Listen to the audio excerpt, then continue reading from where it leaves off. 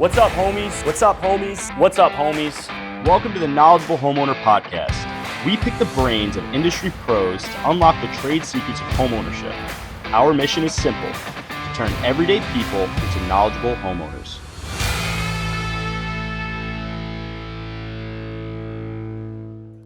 What's up, homies? Welcome back to the Knowledgeable Homeowner Podcast. I'm Sturdy Joe. Here with me today is Ryan Burnett, owner of Ryan Anthony's Heating and Cooling, Long Island Boilers, Long Island Building Contracting, founder of the Ryan Anthony Head Start Fund, and RNA Aluminum, and reoccurring guest on the KHP. For the people who were with us from the very beginning. Ryan was one of the first guests we interviewed. He's a very, very good guy and agreed to come on my new podcast to share some good info. So if you haven't seen that episode, go back and watch it because he shares a lot of good tips. But Ryan's mainly here today because of the foundation he runs. The Ryan Anthony Head Start Fund helps give people alternative career paths other than just college. It's something that resonates with me deeply. It comes up all the time. It comes up in our conversations. I think this will be episode like 28 or 29. Right. And I'm not kidding. I'd say at least half. The idea comes up. Mm-hmm. There's a skills gap. People don't want to work. We need better work, or even less negative, where they want to help people. Right. And in the middle of the podcast, I'm like, you got it. Like you got to check these guys out. We have a new circle of people that, like, a lot of the past guests are really into the podcast and they listen, and I want them to hear about it from you.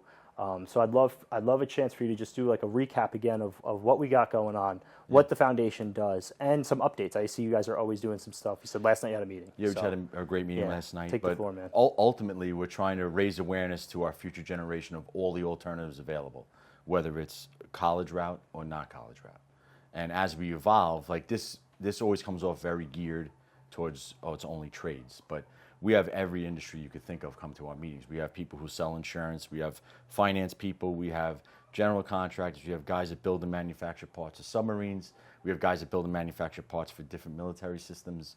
Boat marina owners, dealerships, car dealerships, auto mechanics. I mean, you name it, we have it there. We have presence of unions. The more you look for it, the more you find it. There's so much.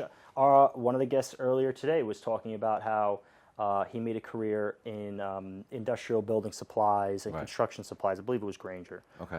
It sounded like Grainger was the company he worked for, right? But his conversation was talking about how, like, he got into that because of he wasn't really doing school. Yeah. And then our last shoot, his episode's probably rolling out very shortly, was the owner of Dynamite Tools. Okay. And his story was it's perfect for us. Like to him and to most people, it's unique, but to us, it was perfect. It was like, I love construction. I love working with my hands. I love tools, but like he was more geared towards the sales side of it. Right. So he worked with Milwaukee and he was a tool rep. Mm-hmm. And I love that because I think there's plenty of people who, you know, for lack of a better term, are rough enough to do construction, but also possibly really like clean enough to do the sales side of it.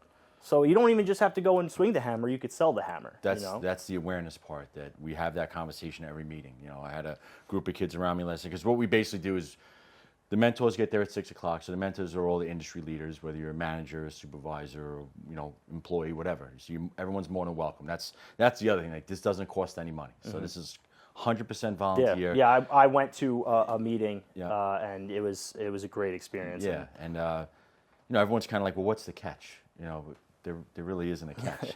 So everyone gets there at 6 as far as the mentors. The kids start showing up like 6:30 because we like to start at 7. Steve Squatiro, who owns the Piermont, donates a space to us once a month, which is amazing. Yeah. Will not take a nickel. He puts out a spread of food and then coffee and cookies afterwards. And, you know, it's just amazing. So the kids come in at 6:30, 6:45. They get a plate of food. Everyone kind of conversates, and then we sit down.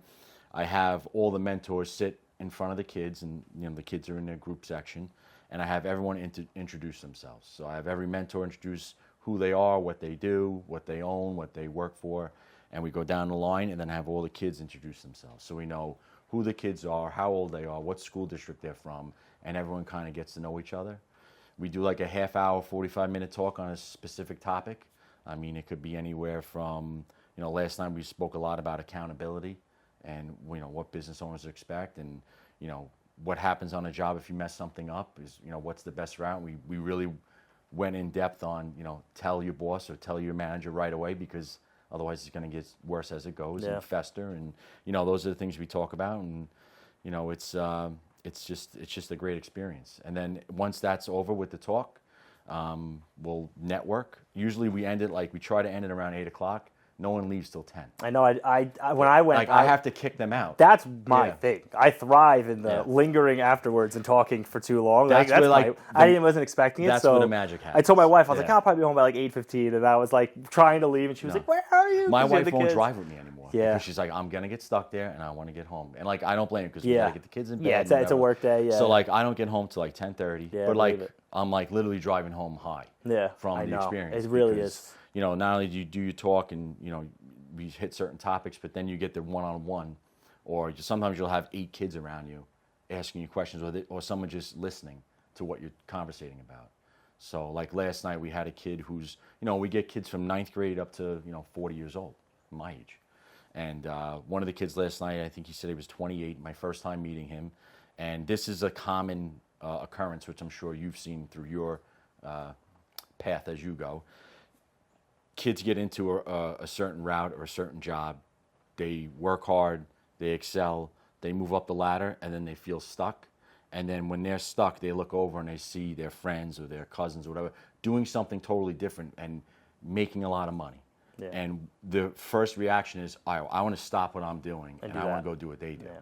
So it was actually great, because the kid was very outgoing. He spoke to us last night. I had a bunch of young kids around, and I brought this topic up, and I explained that, if you're doing something for 6 to 7 years and you're really good at it, why would you stop to go do something else, thinking that you're gonna start here? Yeah. When you do that, you're gonna start way back here. It just so happened you want to be a general contractor, and I said that's probably one of the toughest fields to really get into, because you need to know a lot about a lot. Yeah. And unless you have a partner, you're that's more of like an end goal than you're not waking up tomorrow like that. People say to me I'm surprised you don't go into contracting. I'm not there yet. No. I'm building up the skill set to maybe one day do something. I don't have desires to do it, but I look at it as that's not something you wake up and just decide to do. You got experience, and there's a lot of skills you got to hone into. Yeah, you got to know your lane. Yeah. The only reason I'm in the construction business is because my partner is very versed in carpentry and many other trades. The partnership thing's important too. Yeah. There's things you bring to the table, there's things where he brings to the table. So you make a complete team when you're partnered up. But Yes. He makes fun of me every day and busts my chops. He's like the older brother I never wanted, but I said, I know Bob since I'm 16. That's really cool. So he literally is like an older brother. Yeah. So it's a good relationship. That's an amazing opportunity too to work together and to build something cool. Absolutely. Yeah. But I say one day he'll thank me. One so day he'll realize. It was a good thing. I think there's probably a few people who feel that way. But that was actually another topic we spoke about last night, because we talk about how in every opportunity you're in, you're networking. And the only reason I knew Bob was because my student teacher, Frank, he student taught at my social studies teacher, Mrs. Lagan's class, she was actually at the meeting last night. I haven't seen it since your social studies teacher. My social studies. So that was the connection. Erin Lagan, yeah. So because he was student taught for her, I met Frank. Frank used to tell me what girls I should date. Nice, stuff. Yeah. He was awesome. The older brother, yeah. And then we all went to World Gym, and then he introduced me to his friends, and Bob was one of his friends, and that's how it happened. Oh, gotcha, yeah. So it's I always tell these kids you don't know what environment you're going to be in to potentially meet someone that's going to change your life. Yeah, I just had a really good connection recently where we met at a training that both of us reflected on how reluctant we were to go to it. It was a stupid training. We didn't like it. It was pointless, but we were doing it because it was available. Right. And we didn't know each other going in, and we met and we connected. Right. He actually liked the podcast, and we've connected, and we've been working together in a lot of different things. And it was funny because it was any good reason not to go that day, I wouldn't have went. But you never know. You got to just put yourself out there. I say it all the time. You just got to do the things you don't want to do, and you never know. The opportunity, something great that happens to somebody, that was the 100th step in the process. It's never the first thing that happens. Well, that's why we do these podcasts, right? Mm-hmm. You talk about these things because everyone sees the end game, and especially these kids, and that's a lot of pressure because you look at the end game on something, you're like, wow, how am I going to get there? I think social media has one of the things I spoke about recently in an episode is it's hard for people to picture themselves in a successful situation, and I think it's because when they look on social media, they see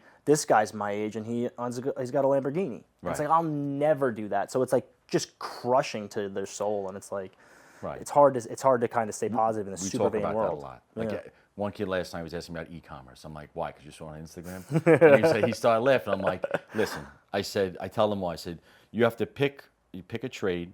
And now, once again, that trade word is like a bad word almost, because people think trade, they think construction, plumber, electrician, whatever. But if you talk to, my friend is head of pediatric surgery in Stony Brook. His name is Rich Scriven, awesome guy. I did a podcast with him. He'll tell you, he goes, what I do is a trade. Yeah. You know, we started looking at trades as bad, but I'm a doctor, I'm a surgeon. This is a trade that I have. They also use power tools, surgeons, which is hilarious. Clean power tools. Yeah, $100,000 Ryobi drill, but absolutely. it's just all platinum. Yeah. And they complete it. Yeah. You talk to a dentist. You know, my dentist, Ira, he's same thing. What I do is a trade. So if we stop looking at it as like trades are like the dirty jobs that no one wants to do, and realize that everything's a trade. Even being a salesman is a trade. Yeah. Selling insurance, doing all this, that's a skill set that takes a long time to And being acquire. business owners, we both know how freaking hard. Like sales is a tough one, and sales is a great opportunity. But it's for a lot the of more people. experience you have, the better you are at it. Yeah. You know, it's a reps thing. These for are sure. the things that we talk about with these kids, and it's like eye opening to them, and it's a nice experience. And like anyone who comes to a meeting is hooked. Yeah. They don't miss. Yeah, that was I guess I went to one. It was before the baby was born. Yeah. And it was you had your hands full. Yeah. I'm coming out of my cave, with the spring. Like this summer I'm gonna start to do more and like getting back into networking and stuff. But your meeting was like, for me too. Like I love the position that I'm in, and it's thanks to so many people showing me the way. And Mentors. even you've been anything I've ever come to you with, you're open to the conversation, and that to me is you're on a list of a lot of people who have been very open to just share the idea, share the opinion, and I want to give back in as many ways as possible. And I love that you had a room full of both sides. You had a room full of people at the beginning of their story and the people in the middle of their story, at the end of their story, and I think it's something that I think people need to experience it. I think that, like, I don't know what you need, but if it's open doors for more contractors, I think more guys and girls need to go to it. And then as far as the, I don't want to just say younger people, because we really open the door to anybody, but as far as the people on the other side in the chairs, like, are you open to taking more of them in, or are they only in through a program? It's the more the merrier. And, a lot of people look at it and they think that it's going to cost them money. And that's one of the things that I protect them from, because since I started this, people realize this is something special. This is something that no one's really done before. No. And it comes easy to us. It's not easy. It's hard to put together, but I like to look at it as easy because it's just networking, which I've been doing for my whole life. Yeah. And something we're going to do regardless as like business owners. Like, you're going to do it. This is the easiest sale I've ever had, because this is a win-win on both sides. So you have business owners on one side who, like I said, they're looking for motivated individuals, and some of them are about ready to give up and hang in the towel. Yeah. And then you have kids who have no idea what they want to do, and then you put them in a room together, and then the business owners realize, like, wow, these kids are full of piss and vinegar right now. It's like, if I can get them now and kind of mold them to what I need them to be, they could be very successful, and they could help me grow my business. So it's just like, it's something, and it costs no money, and as I do this and I build this and I talk to different people, you see where a lot of different funding goes, and it's not going to anywhere great where it's going to change things, and then I like trade school, and I like college, but I tell kids, if whatever you're going to do, if you're going to get into a trade or if you're going to go to college, get experience first. Yeah. So if you want to be a lawyer, go work at a law firm in the summer. Go get coffee, be around the environment. If you want to be a plumber, go work in a plumbing firm. If you want to be an electrician, you need to be around it, get entrenched in it, see if you kind of like it, see if you like and it. then invest the money. Yeah. And the big shocker is, it's not always you investing the money. If you get a good employer, your employer is going to invest in you in schooling. Yeah. And that's something that these kids don't understand. They think they got to have all the schooling first and then go get a job. Yeah. Well, I met the apprenticeship guy at your meeting. What's his name? Mike. Right. Yeah. Yes, and I had a good conversation with him after, just because he just explained what he did. Right. And it's no value up to me right now. You know, Right. I'm not in the position where I need apprentices, but it was like jaw dropping, the opportunity, because he was like, it's free training for the person, gets them a job, and it's grant money to cover. It's like, it's not free, but it's partially paid for the business owner. So the business owner gets lower cost help. Right. That's getting trained. It was like, I mean, I don't know the total ins and outs of it, but it's just, to me, it's like there's opportunities out there that people don't even know exist. Well, one opportunity in particular is buildsubmarines.com. And I urge everybody to go check out that website. Blue Forge Alliance is the company behind it. That's the company that basically gets grant money from the government. And what they're trying to do is they're trying to raise awareness of all the manufacturing opportunities that are out there. Because I thought that they were trying to hire 1,000 people a year for the next 10 years, which I thought was a lot. They actually invited me to a Yankee game with a few other manufacturers. Yeah, because I've seen their signage like in the MLB playoffs last year. They're I in heard Yankee about Stadium. them through you. And then I started seeing Build Submarines on the baseball stuff, and I was laughing because I'm like, people are probably sitting at home thinking like this is like some gimmick website or something. And they're like, no, they literally just want to start building more submarines. So we went to, Jack Nugent is the rep basically here. He's the contact here on Long Island, and he introduced me to the people that he works with when we were there, the people from the city and Texas, and they're kind of all over. But I got to talk to Martin, who's basically like the second or third guy down from the whole organization. Yeah. And he corrected me. He said, no, we're looking to hire 24,000 people a year. Is he talking about that industry? In manufacturing. In manufacturing. And people don't realize how many manufacturing jobs there are. Yeah. And everyone thinks manufacturing, you're going to work in a machine shop and be dirty all day. But some of this stuff is so high tech that you need a degree or you need training on. And, it's just really impressive stuff that you talk to a kid, they have no clue. So buildsubmarines.com is not like one company that builds submarines. No. Buildsubmarines.com is association. Basically is the marketing push to get people into their industry. These industries. Yeah, it's like similar to what you're doing, just on a more and specific. they provide funding to the manufacturers or the people hiring in these industries. So the people in that industry saw that there was the skills shortage, so that they're trying to. I think they're more concerned. It's more at this point a concern because our defense system is behind. Oh. So I did a podcast with Jack Nugent as well that you could check out. And he'll tell you, like, we're behind on our defense. Yeah. And the reason we're behind is because lack of skilled labor. That's amazing. Especially on Long Island, because recently one of the guests was talking about how his dad was worked in an aerospace manufacturing plant on Long Island. And when you go into people who grew up in Farmingdale, like my wife's parents grew up... Yeah, they're all, and even it's not even just the one company. The guy who made the bolts was down the block, and the dude who made the aluminum panels was down. Like they all worked in manufacturing off of 109. Yeah, and like it was such a huge part of the economy. Like everybody knew, like one of their cousins was a machinist. Well, look right now. I don't know if you watch the stock market, but I watch the stock channel, and Trump just made some big deals with Boeing. Who's going to build those? Yeah. Yeah, and we don't want to just leave it up to Boeing because their shit falls out of the sky. So. I don't want to say anything bad about Boeing, but it's going to take an army. Yeah, you have different people, and I'm sure people are going to do very well and make. I just saw money during an article, I think yesterday or today, about, and I didn't look into it, but I'm like, this has to be associated with buildsubmarines.com because it was like a News 12 article about a high school kid who's graduating high school with a job making $75K a year being a welder for one of these companies, like right out of high school, and they're like interviewing about it, and I was like, this has to be through buildsubmarines.com. And there's a school I always mess this up because I forget if it's Virginia or North Carolina, and it's like a 6-month program. Like if you want to go get a job, you go down and they train you for 6 months. I think 6 months. You eat free, you live free, 6 like months everything. Is a freaking weekend, Like 6 months is a day and a half, like 6 months to change your life. Yeah. As a young person and I just remember that feeling of looking ahead at my life and wanting so many things. And I just remember at one point, like thinking, like if I could just have a house to put my family in. Like I didn't even have a family, but like if I could just get a house and have family, that's all I'll ever want. And I remember that feeling. It felt like I was looking up to the sky and I wanted to grab the moon. Like it didn't feel attainable, When no, it's like, you have to make a list and approach each thing. Yeah. And go down the list, and we still do that because you've had your house how long now? Like almost there's other things that you want now, and that list is. If you ask my wife, it's another house. Well, happy wife, happy life. Of course, or a new kitchen or whatever. A goat. So these are all the things that we talk about in the meetings. Yeah.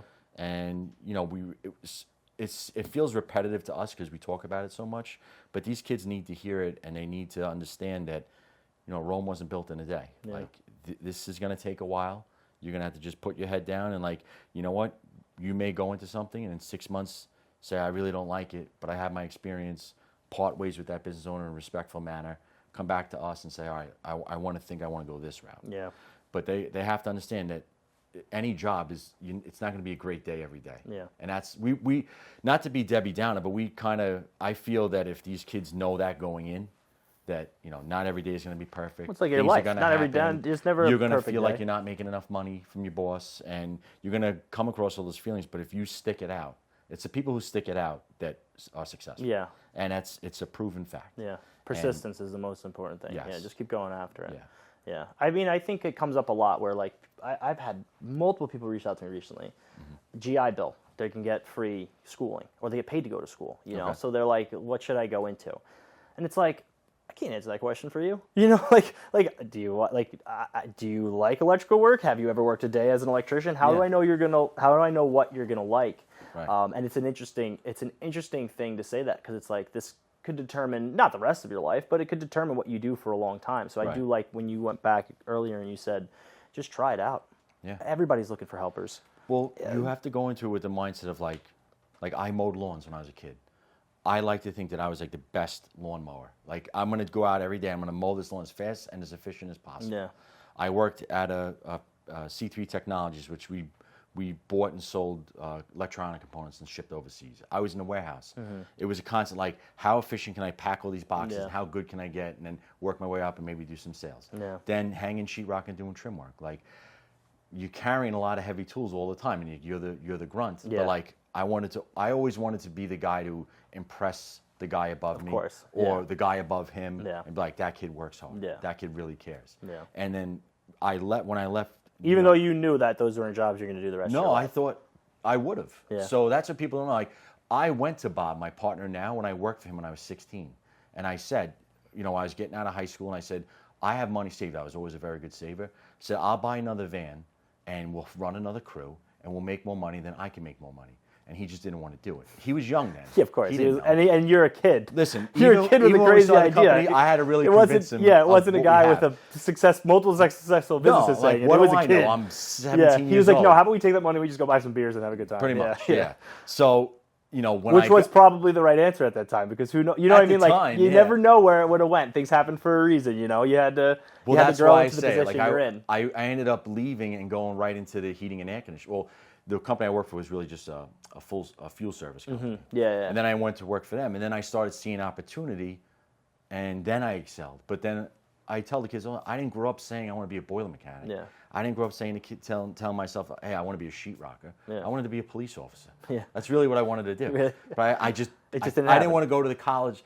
I didn't like you need a college degree to be a cop. I didn't understand that at all. But whatever, it wasn't for me. Yeah. So this is the route I took.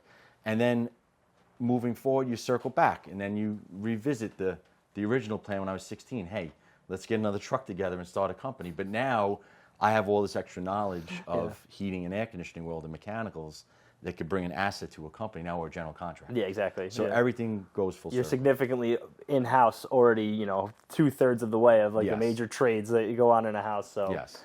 On the point where I bring up where not doing something forever. Like I think people, especially young people, put too much pressure on what they're doing. Like, I understand if you're unhappy, you got to move out of it. But if you can be, it doesn't have to be your passion. But my perspective is like what I've found. You said something important. It's about sticking with it. Right. About doing it for a long time. And becoming efficient at it. And becoming efficient at it, being good at it, always improving your skills, being like valuable in that field where people will give you money for it, whether for yourself or as working for a boss. Right. But I think the important thing is to stop putting so much pressure on like, what am I passionate about?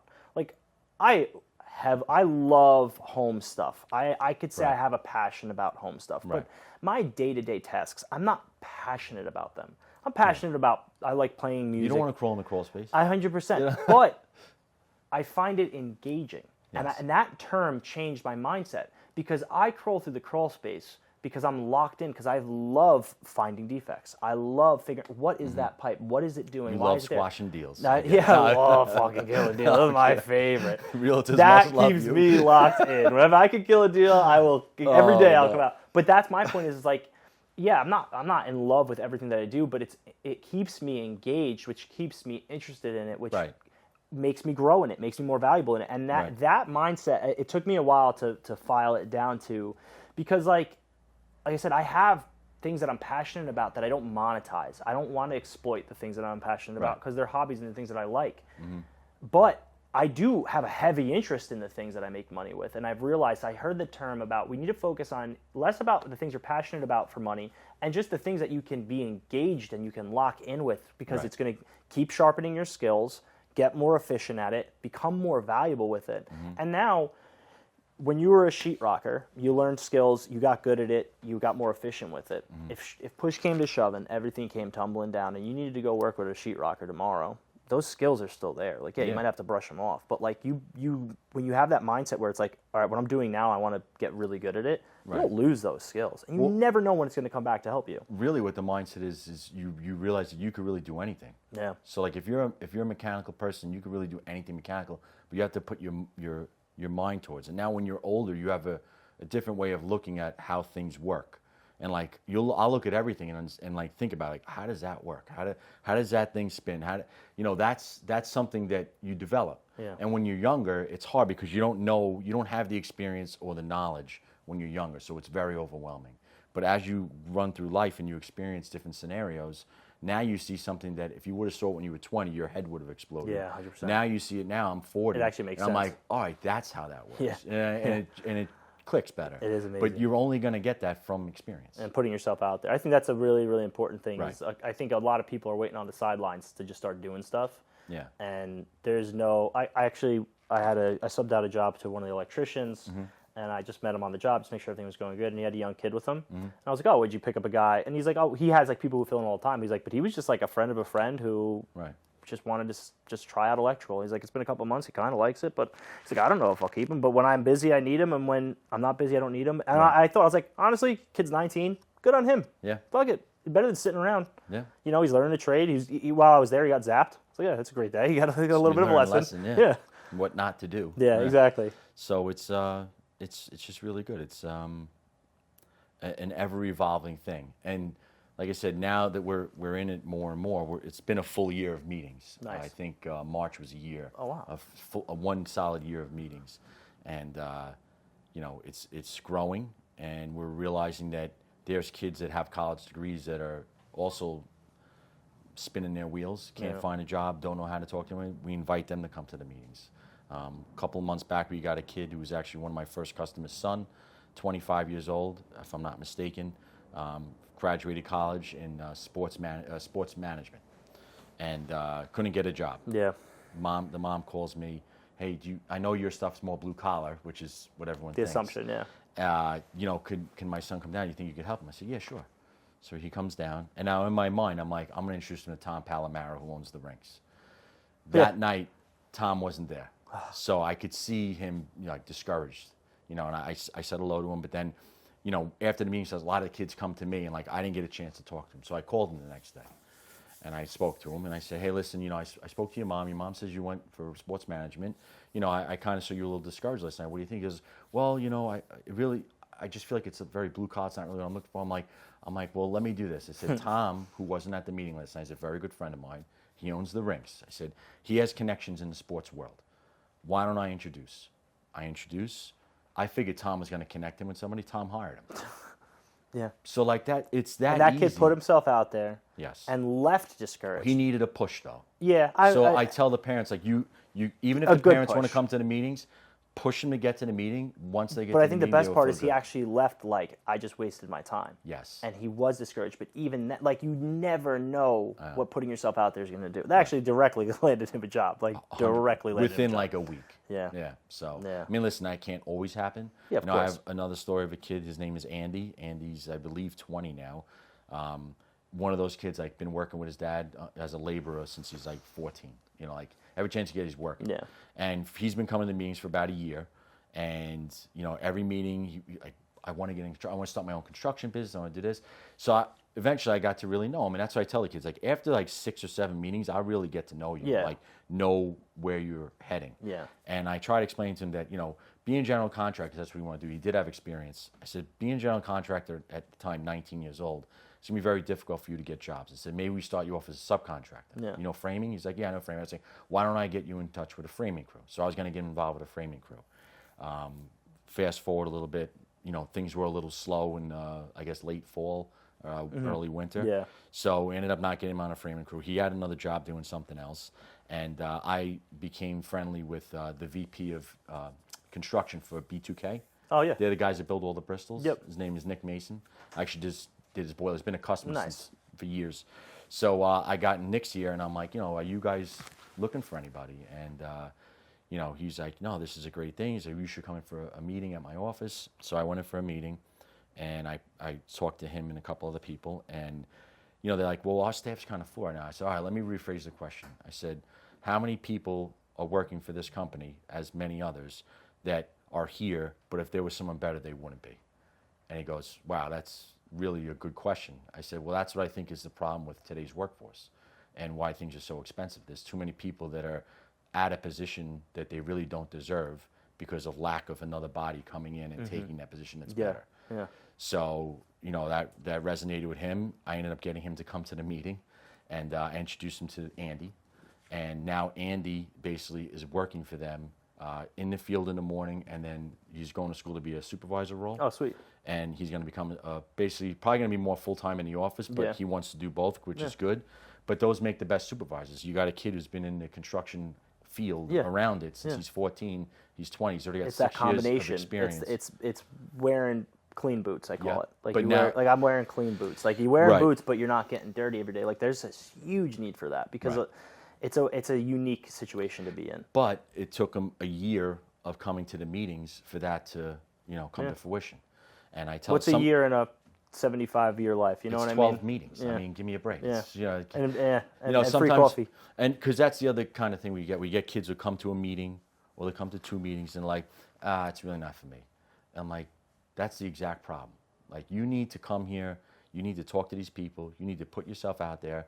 Every single mentor almost will give you a cell phone number. Yeah. Like, when we were kids, was it easy for us to go to a meeting and meet the president of the local 25 or the president of local 802 Teamsters or local 1 guys? I mean, back then you probably couldn't get too close to them anyway. But No, but it's like, you have to know a brother or sister. It was, my uncle got me into my union. Right. Yeah. There was no meeting I went to, and it's like I was super lucky. Yeah. Where at the meeting, they're basically giving you the cliff notes of like how to get more higher on a list for them to call you. I remember I think it was like operators was like super hard to get into, and one of the guys I know is an operator. He's like, we're so desperate for people, like we'll take anybody. We'll put anybody in the apprenticeship program. Isn't that scary though? Yeah. We have Talent Air. Talent Air comes to the meetings, and they're in Farmingdale over there. Now they, if anyone who doesn't know, they I guess charter out jets. You want to go to the Bahamas for a weekend, $40,000, whatever. Pretty cool. That's what they do. But they're like, we need salespeople. They're like, we need mechanics, and we need pilots. How scary is that? You're desperate. They need the whole thing. I don't think they just got planes. Everyone's in the same boat. Yeah. I wouldn't say that they're desperate, but the problem is the guys who are really good, they're burnt because they're probably working way more hours than they should be because they have to. And the companies, they probably have enough to keep the company here. They want the company to grow. So they're looking at, they got to grow. They're going to need to quadruple their team. So that's a lot of it too. Is you have all these how jets can I scale if I don't have enough pilots to drive them? What are you you're doing? Not making revenue. Yeah, they're wasting a ton of money. Yeah. So it goes so deep. It really does. It's pretty amazing. And I could talk about this stuff for hours. Yeah. Well, I'm glad you came on to update it because, like I said, all of our guests, anytime it comes up, they love it. They're super interested. So I want them to get involved too because we're starting to build like a little bit of a diverse group of people. Right. I mean, even just the last guy was just talking about how he's like, I would love like, a kid who's getting homeschooled or even like on the weekends, like a high school kid to just because he does like a lot of landscaping stuff. He's like, they're not cutting grass. They're doing it. They're installing shrubs and stuff. I'd love for them to just come on. Well, part of our program, just so everybody knows, is we encourage all the kids to work. But if you're in your senior year or older, you have to work. So whether it's mowing lawns or working at a grocery store. Oh, so they got to, I know what you're saying. You got to work. To be there, you have to have work experience. Yeah, of course. Before we're going to say, here's a career job. Yeah, you got to show me you have the ambition to do. Even go work at the deli just to get some hours. Yeah, because we're going to check with the employer. Yeah. So before I job place you in like a career-oriented job, we're going to talk to that employer and be like, all right, well, how good of an employee was he? Yeah. Did he show up on time all the time? Was he neat, clean, and presentable? Was he respectful? It should be the first step anyway. Right. Go work anywhere. Right. Go work anywhere, collect a paycheck, and be held accountable. And what's going to happen while they're at work? Opportunities. They're going to meet people that I tell them, you may meet someone busting a table at a restaurant, It could change your life. I worked at one of our pizzerias in high school, delivering pizzas. Fast forward like 8 years later, I was having my wife was having her first son, and I was doing the business, but we needed benefits while she was off. And one of the guys that owned the pizzeria remembered, he knew me through the grapevine, but he was like, I really liked that kid. He was a nice kid, and he had an opportunity to put me in a civil service job overnight so I can get benefits. Nice. And he knew that I was going to represent him well from the pizzeria job in high school. You never, ever, ever, ever know where. And I'm like a goody two shoes try hard where like I did things right, and he knew that I was going to represent him well, and I feel held it down for my family for 2 the years. majority of kids are that way, like goody two shoes. Like I said, full of piss and vinegar. I know that's an old saying, but that's a true saying. Like these kids want to learn. It's when these kids get sold a bill of goods of, hey, go to this school, or even trade schools are expensive too. Go to this trade school or go to this college, spend all this money, and then you'll make $100,000 a year. And then they get out and they're like, where's that? I'm coming out and I'm starting at the bottom. No one told me this. It's like, well, the rug's been pulled out from under this. Now, you just deflated all the wind out of their sails. Yeah. And now try to change that. So you took a kid who was highly motivated. You basically took a crap on them, right? Because they get out and they don't know what they want to do. And then try to remotivate that That's person. a really important part, because like for us, like we went right into work. Right. So we honed, like the piss and vinegar thing is so true, because as much as I'd like to say I could probably hang with me 10 years ago, no. I would have to really outsmart. I'd be a lot more efficient, but me 10 years ago would freaking kick my ass in everything. You know what I mean? Like, so I never had that. Like I didn't have that step back of being like, shit, what am I going to do? Like I just started running. I just started going and using it and like getting confidence and learning a skill set. So I think that's really important. Is a unique dynamic where these guys are getting squashed, guys and girls are getting squashed, kind of like discouraged, and now we got to kind of pick the pieces back up and pivot. Right. Like my pivots were on my terms. Like I pivoted industries. Like you had a savings, you had money saved. I was in a good spot to do it. Like I was like, this was a decision, not a like it wasn't like I wasn't forced to do it. Like this is my choice. I'm going to pivot. So. But we talk to those kids too, and like we give them the hard truth. Like, listen, you could sit here and play victim, but like, how long do you want to play victim for before you pick yourself up and like get to work? Yeah, don't turn it into. You can turn that bad situation into just another part of the story. Right. Like that actually was what opened up the opportunity for you to go do something else. That turned into the great thing you did. You know, like. Well, another story. I can tell a lot of stories, but I've had 2 kids so far, and both kids I had the same exact conversation at separate times. Nice. So one kid was working for an electrical contractor. Another kid was working for an HVAC contractor. 22 to 23-year-olds, around the same age, totally different people. And they basically came to the meeting, and they started talking to me. And, they told me they've been doing X for 2 years. I'm like, well, do you like it? Well, I like it. I said, you're making money? Well, I'm not doing it anymore. I'm like, all right, well, why? Well, I wasn't getting paid enough. So I'm like, all right, do me a favor. Describe to me your first day on the job. So describe to me, I said every detail, lunch, describe to me all the details. I said, now, fast forward 2 years. You did it 2 years? Yeah. Fast forward 2 years and describe to me what your last day looked like. And they describe, same thing. By the time they're halfway through the story, they know exactly where I'm going. Yeah. I go, well, not much change. So why would you make more money if not much change? You go, well, my boss didn't teach me. I said, if you did something for 2 years, day in and day out, 5-6 days a week, and you didn't take it upon yourself to learn something, or take it upon yourself to go to your boss and say, I want to do this or I want to learn that, then that's on you. And you got to own that. One kid still comes to the meeting, one kid I never saw again. Yeah. Well, and that's what you're going to get. Yeah. And it's he'll figure it out eventually, I would Hopefully, hope. Yeah. But like that's the hard truth. And like people, maybe in school systems you can't really talk like that, but this isn't a school. No. This is life. This is life. Yeah. This is the goods and the bads of life. The most life-changing stuff you'll hear in small bits of it are typically the worst, bitterest thing in the moment. The reason you're in a bad situation a lot of times is in part of, most of us are rather fortunate with, when I say fortunate, we had food and water and shelter, in our area. Most of the bad situations people are put in, they had a role in it. Right. And it's until you kind of look at yourself and say, like, all right, what can I do differently? Right. But it's a hard pill to swallow. So that's a big part of it too. But that's part of the collaboration is sometimes you do need somebody to say it. And the part of putting themselves out there is they got to be willing to hear it too. Yeah. But sometimes you're not ready. Yeah. Mikey's saying wrap it up. We're good to go. We could talk all day. I love it. Ryan, thank you so much for coming on, man. Absolutely. I appreciate it. Yeah. You're the man. As I love always. what you're doing. I'm so excited, and I love just watching it grow. And if you guys, if you haven't heard about the Ryan Anthony Head Start from before, please check it out. He's doing so much great stuff. If you know somebody who should be involved on either side of it, or if you want to learn more, reach out to Ryan or myself, and we're glad to talk about it all day. So thank you guys for tuning in. Until next time, stay knowledgeable.